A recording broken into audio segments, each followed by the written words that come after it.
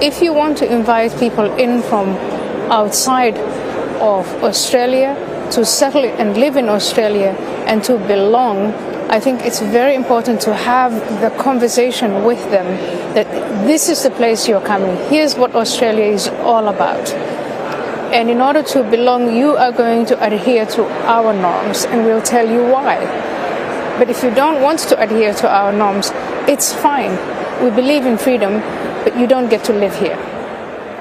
What about the term multiculturalism? Because it's almost celebrated, particularly in places like Australia, and it's almost an embarrassment that our own old culture, in our case predominantly an Anglo culture with Indigenous underpinnings, but our own culture isn't good enough on its own, that bringing in all of these people have made us richer and better, but in some instances it's come at a cost.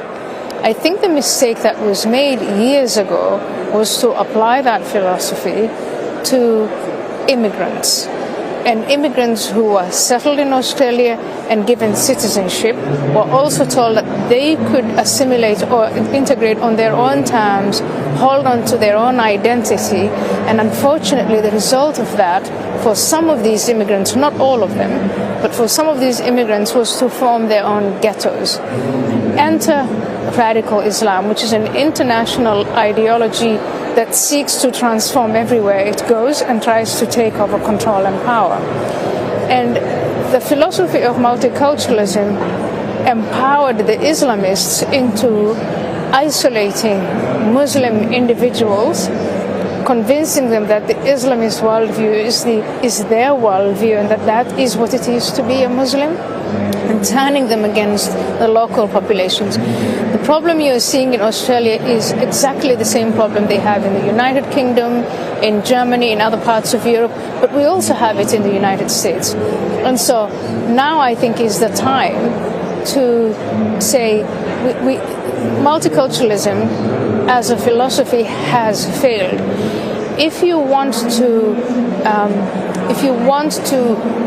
bring about social cohesion in a nation state, you emphasize what unites us. You don't emphasize what divides us. And multiculturalism is about emphasizing what divides us.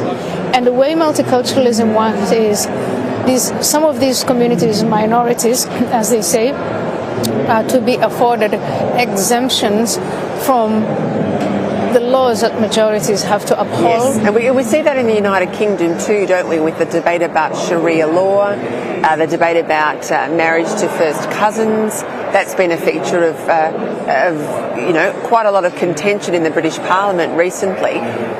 You mentioned the move by radical Islam across the West. What's their end game?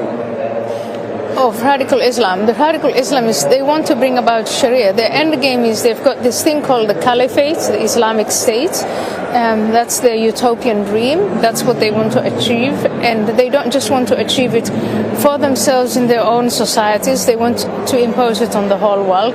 In fact, after the Arab Spring, one of the new developments is the original countries of Islam, like Saudi Arabia and the UAE and Egypt, have banned, for instance, the Muslim Brotherhood, and have banned other Islamists from preaching or having to do anything with politics. And so you see in the source countries, in the original countries of Islam, Islamism is out. They've then migrated and they've come to Western societies that pride themselves in freedom of religion, freedom of speech, freedom of assembly, and so on. And so they've set up shop here, and they've decided they're going to start the Islamization process, or they're going to headquarter the Islamist project from the UK and from France and from Germany, and in this case from Australia, which is just strange. Are you surprised at how quickly some of our societies have become radicalized and Islamified? I'm not surprised, because for the last 25 years I've been banging on about exactly what you're talking about. So I'm not surprised. I'm disappointed that people like me were ignored, not listened to. So I think what we have to do is go back to emphasizing the nation state and what unites us, to identify the problem with the Islamists. It is this infrastructure that they have established that they use to Islamize the mosque, the schools, the Islamic centers. Break those up.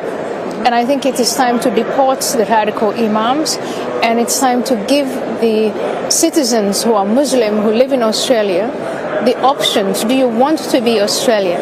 Then you're welcome and you stay, and this is who we are. And if you don't want to be an Australian citizen, as in an allegiance to the Australian constitution and flag and norms and customs, then we are happy to let you go back to where you want to go back, the country of origin.